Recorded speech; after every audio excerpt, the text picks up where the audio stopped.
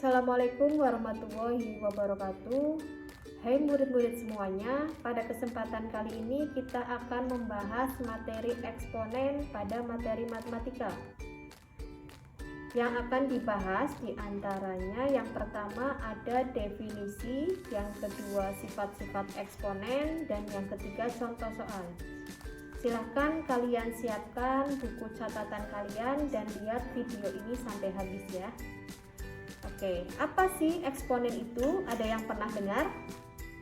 Ya, betul. Eksponen itu sendiri adalah kata lain dari bilangan pangkat. Nah, mungkin kalian pernah mendengar di kelas 9 SMP. Sebelum kita masuk ke materi, alangkah baiknya kalian harus tahu dulu apa sih manfaat belajar eksponen dalam kehidupan sehari-hari. Di antaranya ada manfaat di bidang ekonomi, yaitu untuk mengukur pertumbuhan penduduk. Dan yang kedua ada untuk menghitung bunga tunggal dan bunga majemuk. Dan yang kedua ada manfaat di bidang biologi. Di antaranya untuk menghitung perkembangan virus atau bakteri. Nah, sekarang kan lagi musim tuh virus corona. Nah, itu bisa dihitung perkembangbiakan virusnya oleh eksponen ini. Yang berikutnya ada manfaat di bidang astronomi, yaitu untuk menghitung jarak planet dari matahari dan untuk menghitung gaya gravitasi. Oke, sekarang kita masuk ke materi inti, yaitu tentang definisi dan sifat-sifat eksponen. Definisi: A pangkat N sama dengan A kali A kali A dikali seterusnya dikali A sebanyak N dengan syarat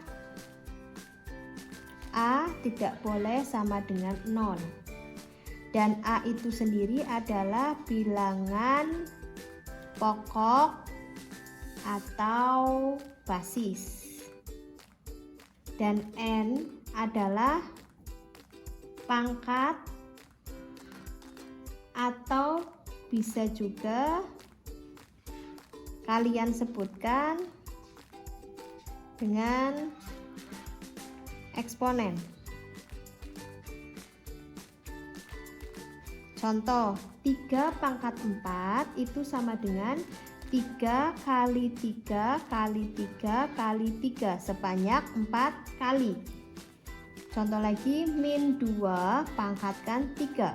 Min 2 nya di dalam kurung ya. Berarti ini min 2 dikali min 2 dikali min 2. Min 5 pangkat 2 ini tidak ada dalam kurung ya.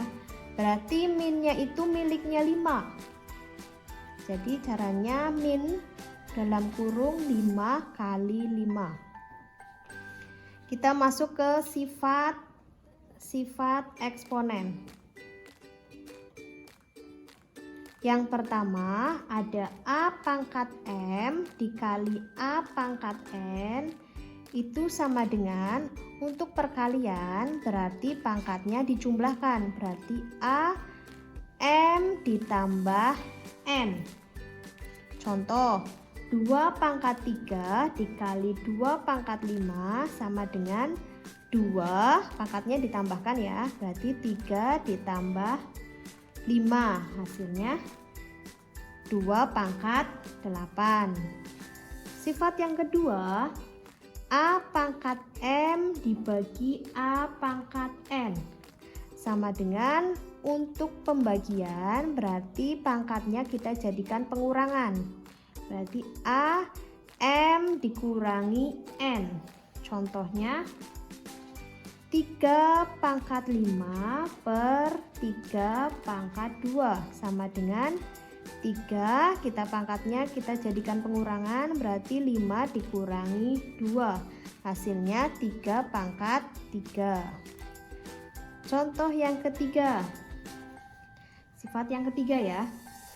Dalam kurung A pangkat M, kita pangkatkan lagi N sama dengan A M dikali N.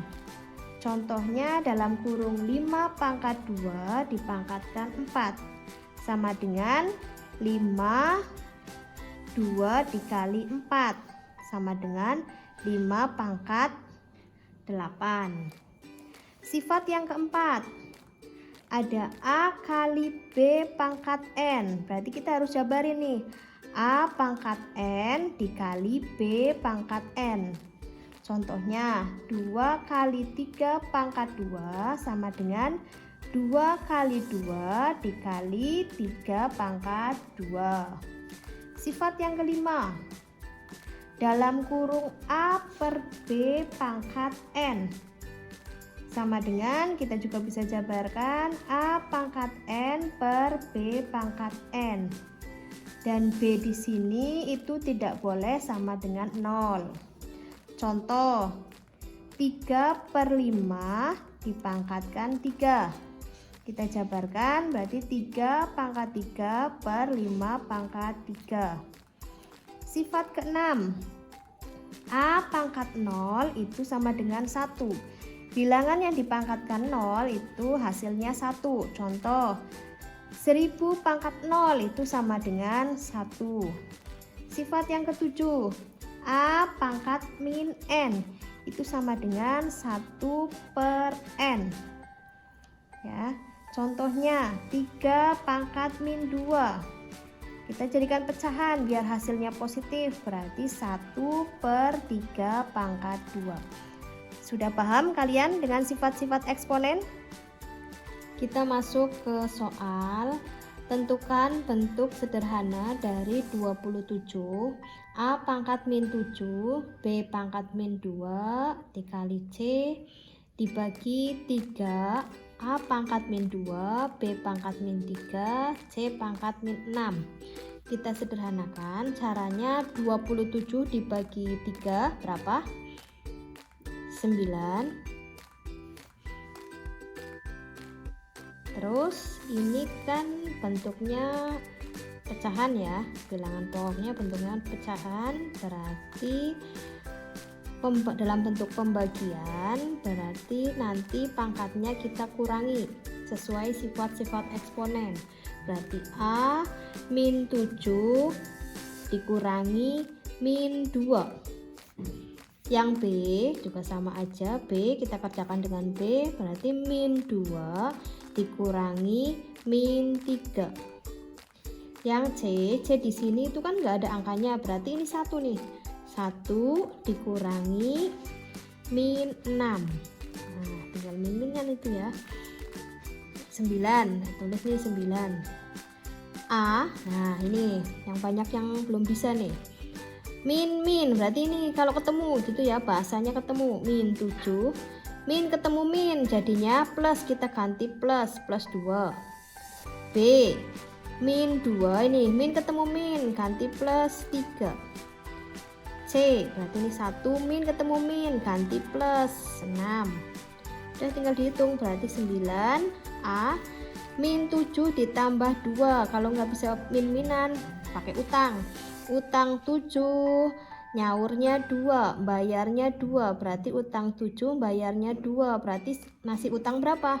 Utang min 5, masih utang 5 kan, berarti min 5. B min 2 ditambah 3, berarti utang 2, kembaliinnya 3, utang 2 kembaliinnya 3, berarti kelebihan 1.